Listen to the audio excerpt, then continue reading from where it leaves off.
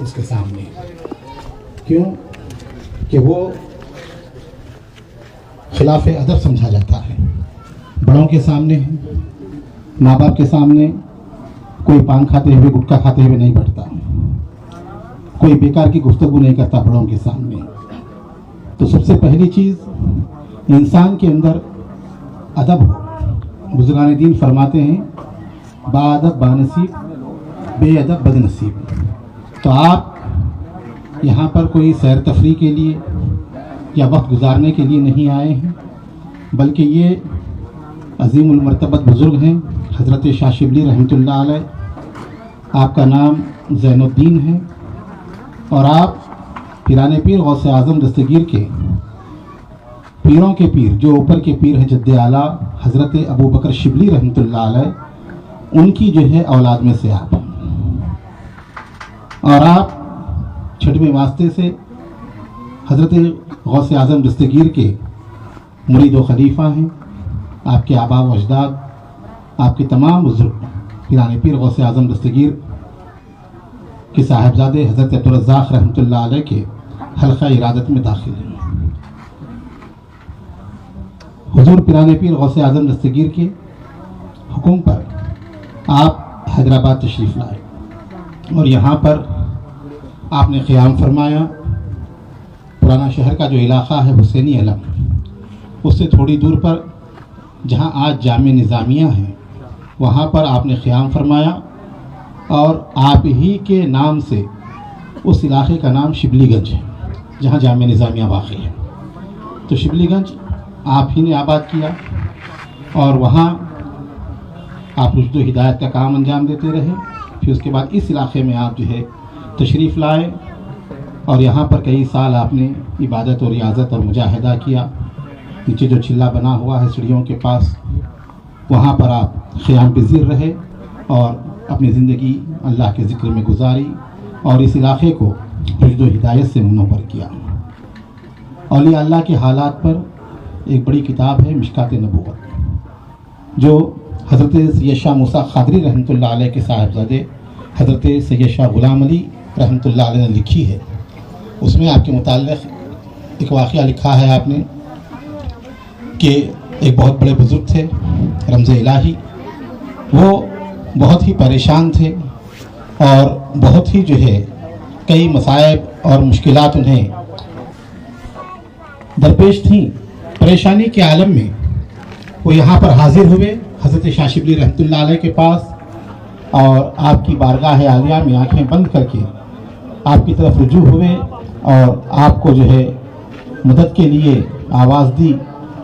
تو انہوں نے دیکھا کہ حضرت شاہ شبلی رحمۃ اللہ علیہ اپنی قبر مبارک سے برآمد ہوئے اور آپ کے ہاتھوں میں 2 ننگی تلواریں تھیں.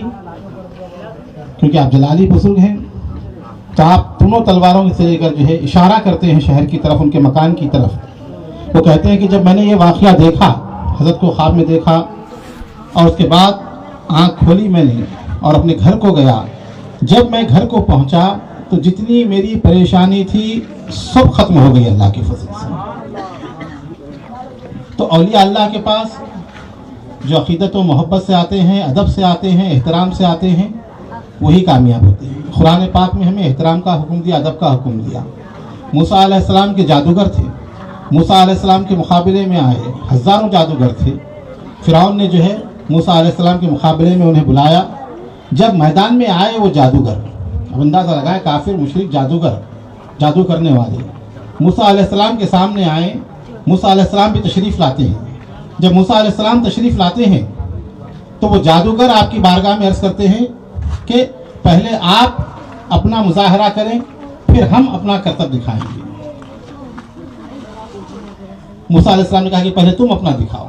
تو انہوں نے اپنا جادو دکھایا, لکڑیاں ڈالی, لاٹھیاں ڈالی, وہ پورے کے پورے اژدہے بن گئے. حضرت موسیٰ علیہ السلام نے اپنا عصا ڈالا, وہ اتنا بڑا اژدہا بنا کہ ان کے جادو کے پورے سامان کو نگل دیا. یہ واقعہ ہوا. اس کے بعد اللہ تعالیٰ نے وہ تمام جادوگروں کو اسلام کی طرف توفیق عطا فرمائی, ہدایت عطا فرمائی اور وہ مسلمان ہوئے. بات کیا تھی؟ صرف ایک ہی کہا انہوں نے, پہلے آپ دیں, پہلے آپ مظاہرہ کریں. یہ ادب ہے, بات تھوڑی سی ہے. ہم دکھانا چاہ رہے ہیں اپنا کرتب نہیں، پہلے آپ دکھائیے۔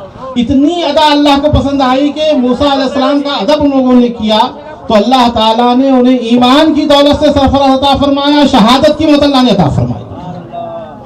تو یہ ہے ادب و احترام کا معاملہ۔ ورنہ لوگ روزانہ آپ ہی آ کر یہاں جائیں تو انہیں کوئی فیض حاصل نہیں ہوتا، اور جو ادب و احترام سے عقیدت سے آتے ہیں وہ سال میں ایک مرتبہ بھی آئے تو انشاءاللہ اسے فیضیاب کر دیتے ہیں۔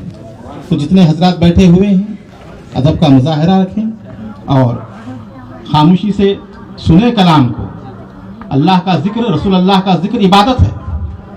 شیخ الاسلام والمسلمین، حجت اللہ للعالمین، نائب ختم المرسلین، امام العلماء فی الہند، عارف باللہ، حقائق آگاہ، معرفت دستگاہ، شعب البرکات امام محمد انوار اللہ فاروقی نواف فضیلت جنگ بہادر بانی جامع نظامیہ رضی اللہ تعالیٰ عنہ ارشاد فرماتے ہیں کہ نعت شریف پڑھنا، نعت شریف سننا اور نعت شریف کو جو ہے سماعت کرنا، یہ تمام کا تمام جہاد لسانی ہے کہ یہ کافروں کے لیے شمشیر اور تیر کا تلوار کا کام انجام دیتا ہے، اور نعت کا سننا، نعت کا پڑھنا یہ داخل عبادت ہے۔ تو عبادت جس طرح کرتے ہیں اس میں جو ہے کوئی ایسی ویسی حرکت نہیں کی جاتی۔ تو یہ اللہ اس کے رسول کا ذکر ہے، اولیاء اللہ کا ذکر ہے۔ آپ ادب و احترام سے